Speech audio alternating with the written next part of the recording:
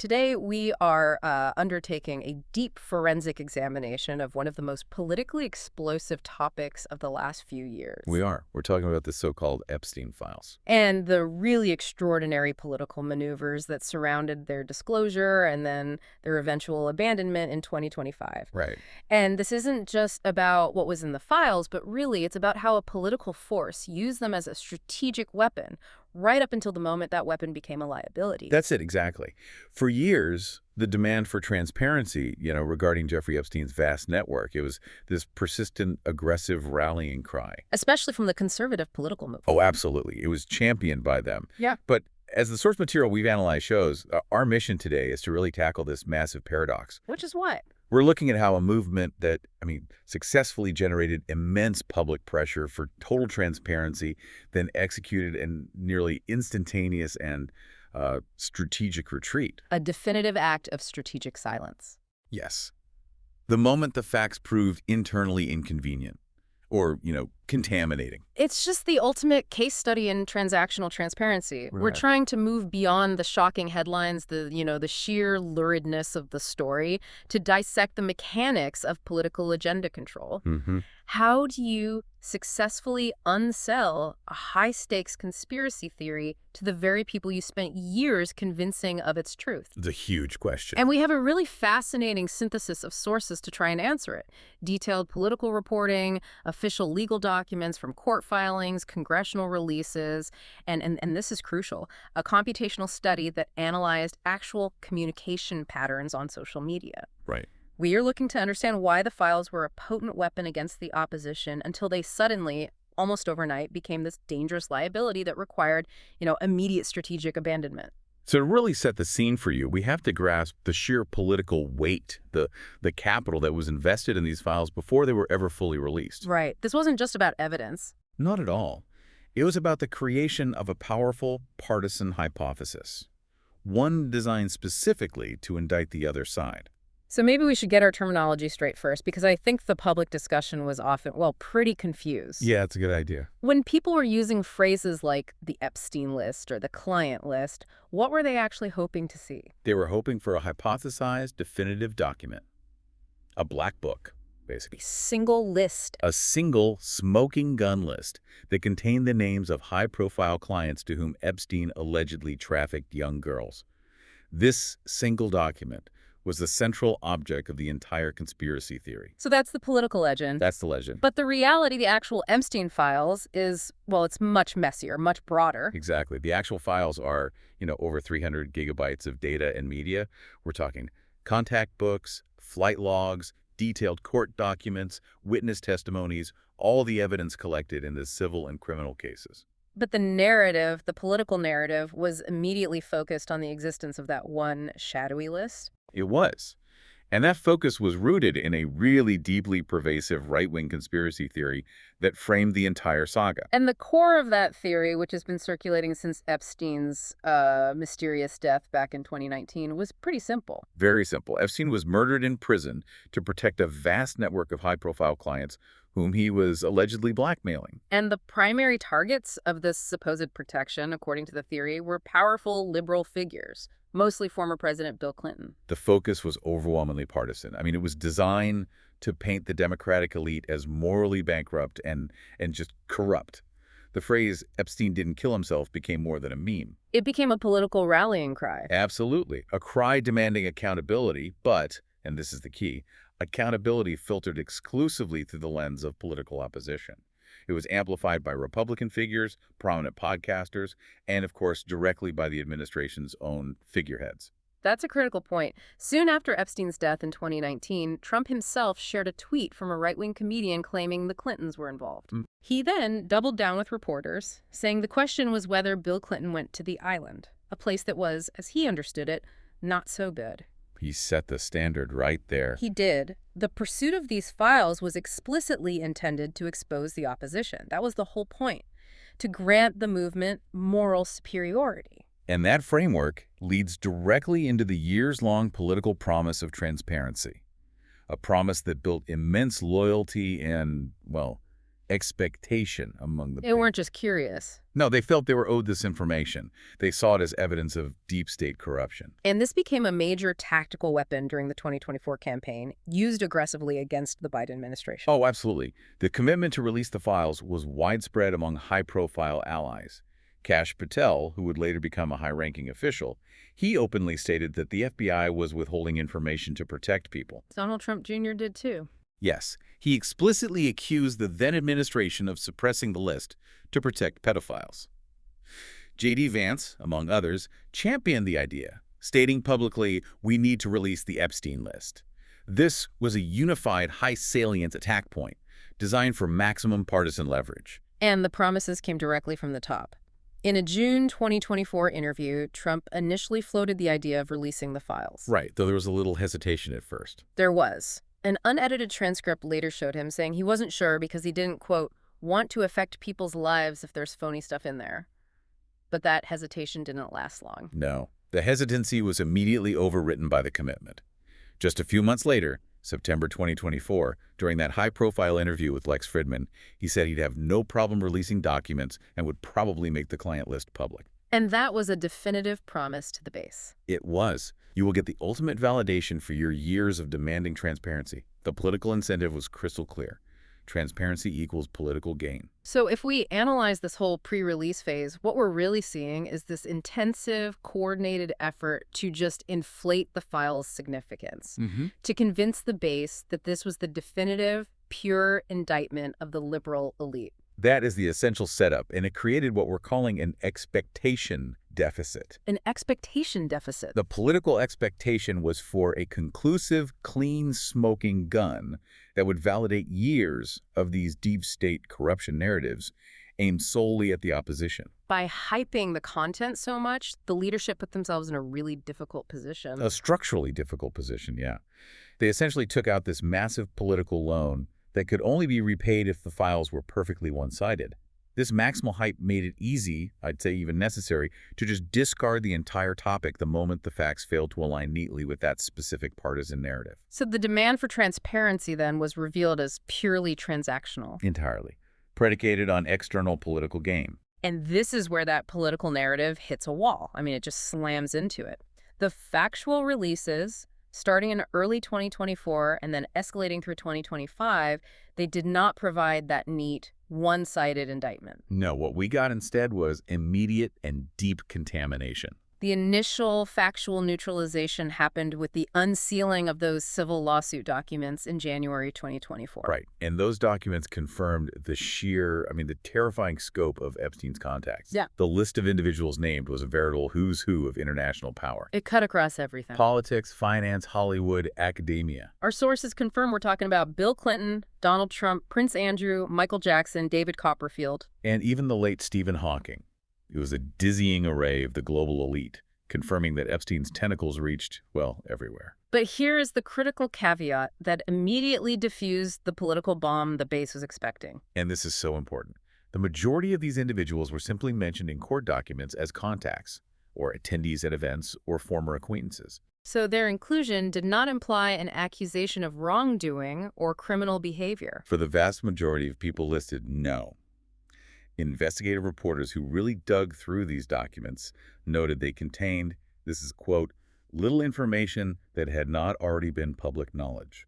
That distinction is just crucial. You can't launch a political offensive based on facts that are already known and prove nothing new against your targets. The explosive political energy was immediately blunted. Exactly. But let's zoom in on the specific context for Trump, because this is what triggered the internal liability crisis. Trump was named in the documents, and his longtime documented association with Epstein became unavoidable once the narrative focus had to turn inward. And the source material shows this association stretches back decades. We have that famous 2002 interview with New York Magazine. The one where he called Epstein a terrific guy. A terrific guy who, quote, likes beautiful women as much as I do, and many of them are on the younger side. That quote, in retrospect, takes on an incredibly unsavory connotation. To say the least. It clearly demonstrates a deep personal comfort and proximity between the two men. The reports show their friendship cooled around 2004, though the reasons vary. Some sources say it was after Trump outbid Epstein on a Florida mansion. Others point to him being banned from Mar-a-Lago in 2007. Right. And Trump himself later claimed in 2025 that he threw him out after Epstein stole people that worked for me, which was a reference to a victim, Virginia Giuffre. But the timing there is a little murky. Very murky. Given Giuffre was hired in 2000 and the ban came in 2007, the precise chronology of the split is unclear. What matters is the indisputable, long, documented association that ran completely contrary to the narrative of Epstein being strictly a liberal predator. And this creates what you call the bipartisan shield. Yes. The moment you have the simultaneous naming and association of high-profile figures across the political divide, Clinton and Trump, the narrative is contaminated. It became structurally impossible to cleanly leverage the files as a pure, easy partisan attack. Impossible. The moment the moral outrage had to be applied to their own leader as well, the political utility of the files just evaporated. The goal was to prove partisan corruption. And when it proved elite bipartisan association, the movement lost its moral footing for the attack. But the internal liability only escalated later in 2025 with subsequent releases. Which went from just awkward to potentially incriminating. Far beyond simple association. Yes. That escalating contamination started in September 2025. The Wall Street Journal published a detailed piece focused on a 238-page scrapbook gifted to Epstein for his 50th birthday. This was a deeply, deeply embarrassing piece of reporting. So this scrapbook contained a message with Trump's signature. Yes, described in the article as accompanying a sketch of a woman's torso.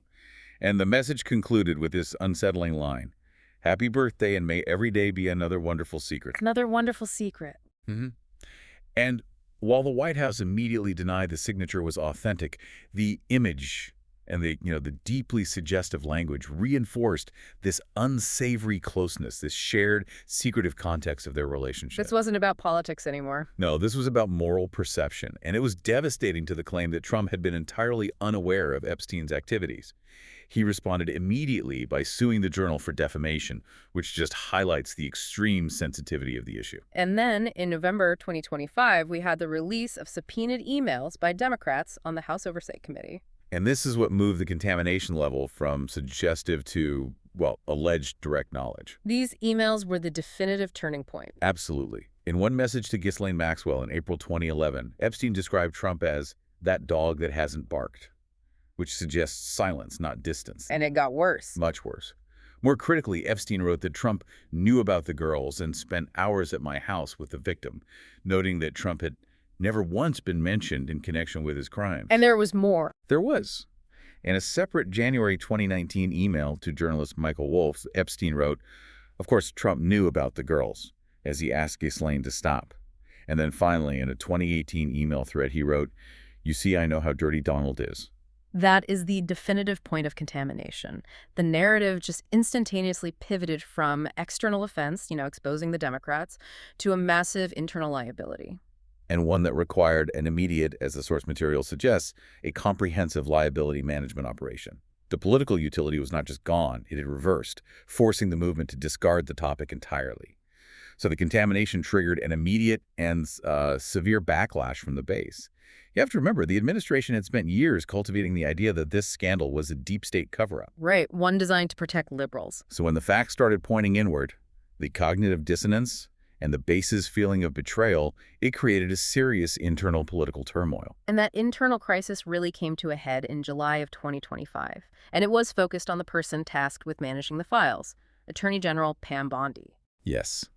Bondi, who had previously promised the base that the list was, quote, sitting on my desk right now to review, was forced to release a DOJ memo on July 7, 2025. And this memo was a bomb. It delivered two severe blows to the populist conspiracy theories.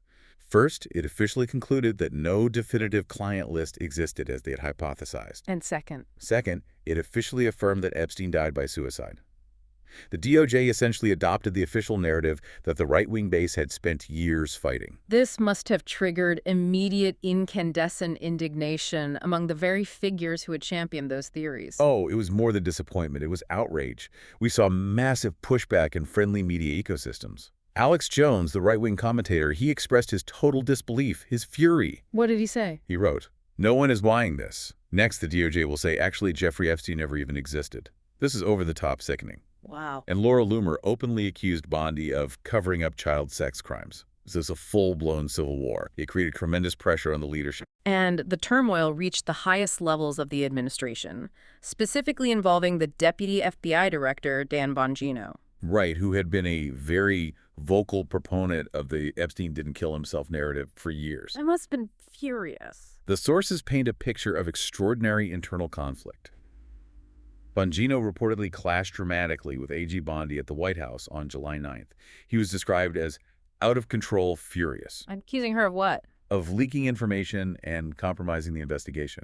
The source material indicates that Bongino was considering stepping down from his post entirely amid the row, calling the scandal something that had potentially destroyed his career. So you have the head of the DOJ and a leading FBI official clashing publicly and violently over the official narrative. It just demonstrates the sheer scale of the internal crisis. The problem could no longer be contained by political spin. The team was fracturing. Which is what necessitated the leader's direct public intervention to quell the fire and, well, deploy silence. Yes. On July 12, 2025, Trump wrote a lengthy, unprecedented post on Truth Social.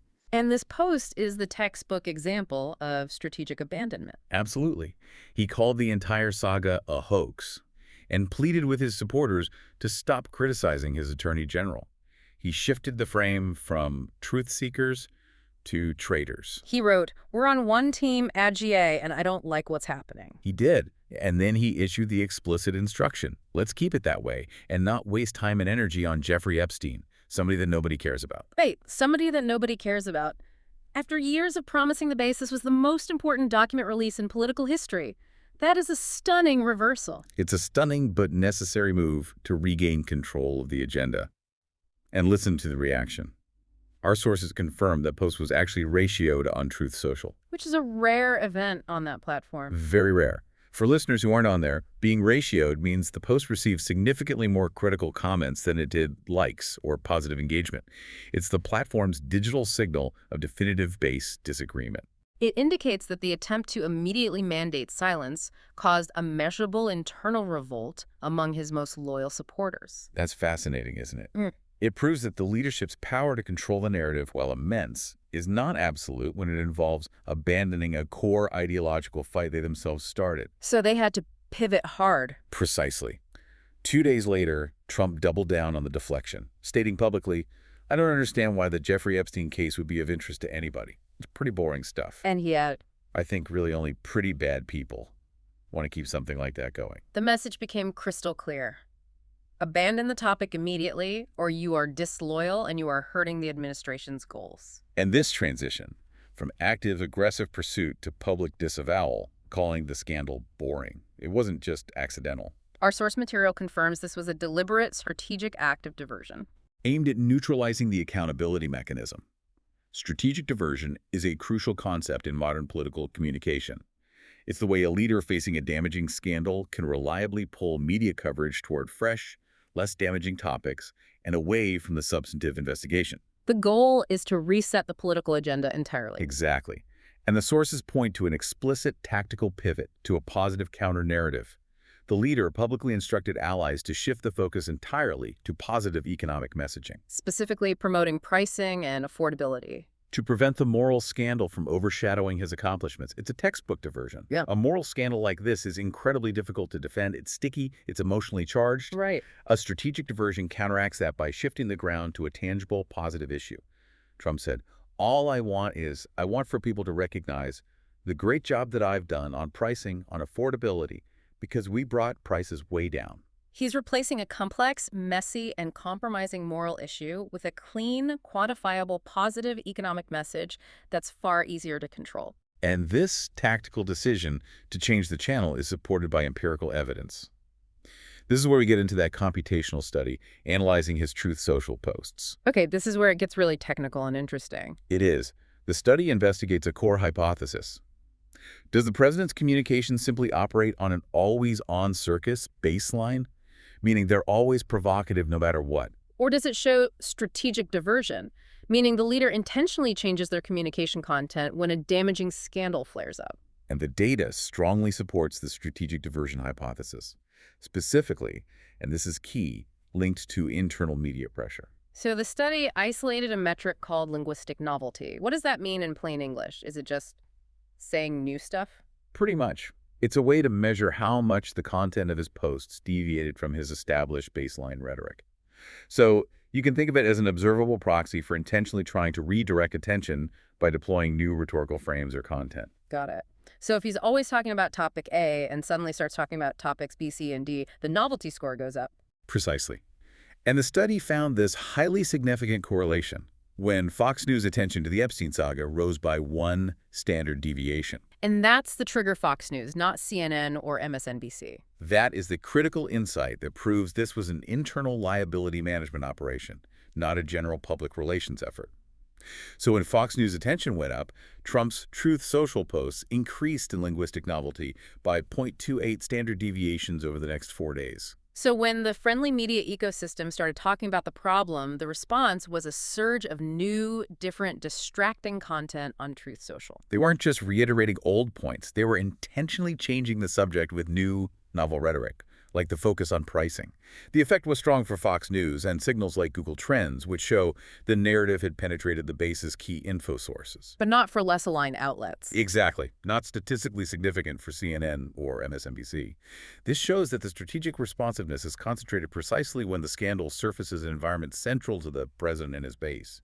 They are managing the base's perception, not the general public's. Confirming that the initial political utility had completely reversed into an internal threat.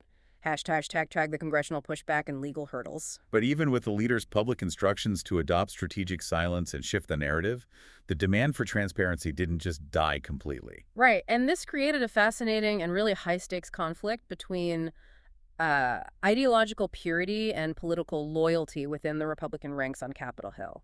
This conflict became the major drama of late 2025. You had a core populist faction of Republicans figures, like Representatives Thomas Massie, Marjorie Taylor Greene, Lauren Boebert, and Nancy Mace. They refused to abandon the issue. They did, driven by the same anti-elite, anti-cover-up ideology they had originally championed, and they began signing a discharge petition for the Epstein Files Transparency Act. For our listeners, a discharge petition is a rarely successful but immensely powerful move in the House. If you can get 218 members to sign it, you can force a floor vote on a bill, even if the leadership, in this case House Speaker Mike Johnson, is actively trying to block it. It was an open act of intra-party rebellion. And the White House viewed this rebellion as a critical threat to internal cohesion, to the strategic pivot they had just deployed. They issued serious warnings. They made it clear to Republicans that supporting the discharge petition would be viewed as a very hostile act to the administration. And Speaker Johnson acted to thwart it. He did, deliberately delaying a floor vote, even canceling recess to avoid the issue entirely. He said he wanted the Trump administration to have the space to do what it is doing. The political pressure became intensely personal. The source material details Trump reportedly summoned Representative Lauren Boebert to the White House to persuade her, or maybe coerce her, to withdraw her signature. And according to reports, the pressure tactics, which involved threats after persuasion failed, actually had the opposite unintended effect on Boebert. Instead of backing down, she reportedly dug in. Yes, strengthening her belief that there was indeed a conspiracy at the highest levels to conceal the true contents of the files. The attempt to enforce loyalty backfired, hardening her ideological commitment to transparency. And Representative Nancy Mace's refusal to withdraw her signature was particularly powerful. It was. She publicly refused, writing this poignant letter to the president, citing her own personal history of sexual abuse and rape, stating the Epstein petition was deeply personal. Mace's letter just highlights the moral cost of that loyalty test. For many within the base, the fight for the Epstein files was tied to a deep moral conviction against elite misconduct and protecting victims. So when the administration demanded they drop that fight to protect the leader, it forced a painful choice between ideological purity and political loyalty. And Mace chose purity. She did. And despite the intense pressure, the White House maneuvering couldn't last forever. The necessary 218 signatures were eventually achieved in November 2025. And a big part of that was due to new Democratic members being sworn in who were willing to sign. Right. So facing the inevitable prospect of an embarrassing forced floor vote, which would represent a severe loss of control, Trump executed another tactical reversal on November 16th. It was swift and total.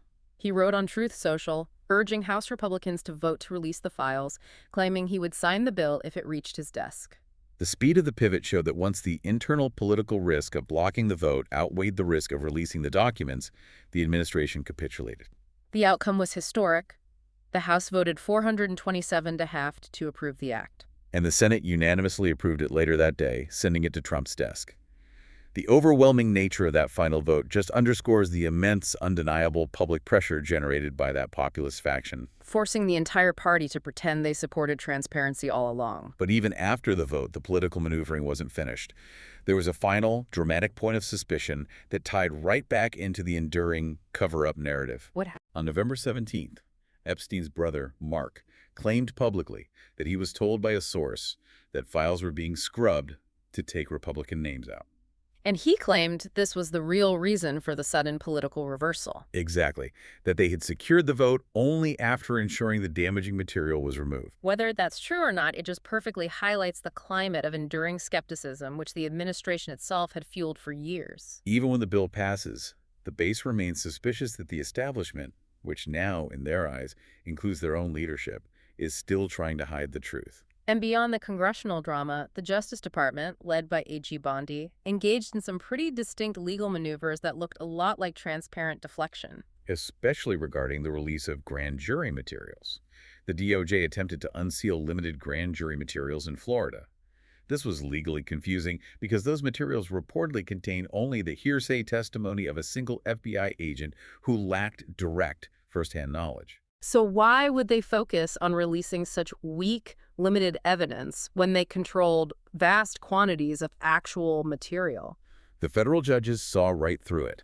Judge Richard Berman, in denying the DOJ's request, stated plainly that the grand jury material was merely a hearsay snippet, and that the Justice Department's request appeared to be a deliberate diversion from the comprehensive materials the government already possessed.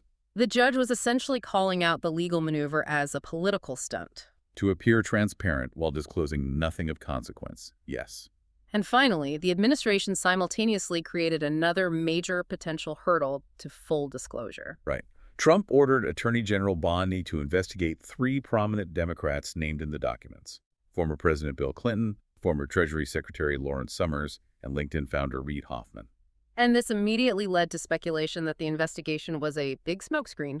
As Representative Thomas Massey pointed out, launching an active investigation into Democrats could provide the administration with the legal cover necessary to refuse the full disclosure of all the Epstein files.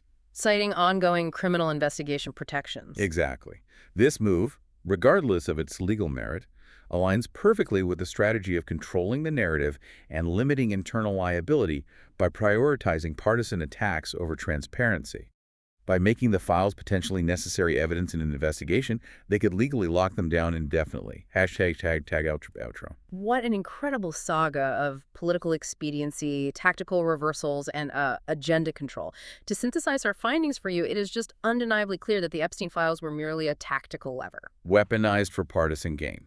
That is the unequivocal conclusion. The entire episode demonstrates how the commitment to accountability to transparency is entirely secondary to partisan utility in modern political communication. The movement aggressively demanded these files because they were an easy way to garner public support and attack the opposition. But the moment the issue contaminated the leader, forcing the moral outrage to be applied inward, the files became a liability.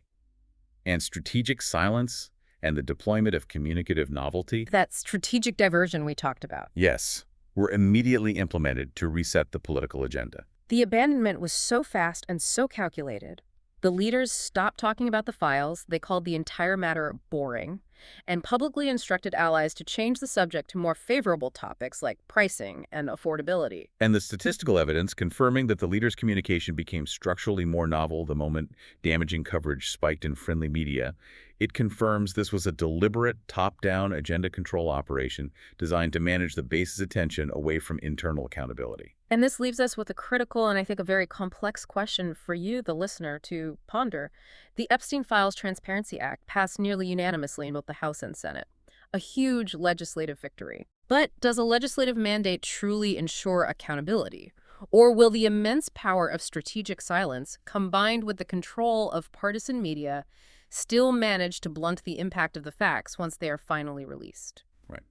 We've seen overwhelming evidence that if the political establishment, even the one the base elects, decides that the story is no longer politically useful, no matter what the documents reveal, the scandal can simply be allowed to wither on the vine through manufactured distraction.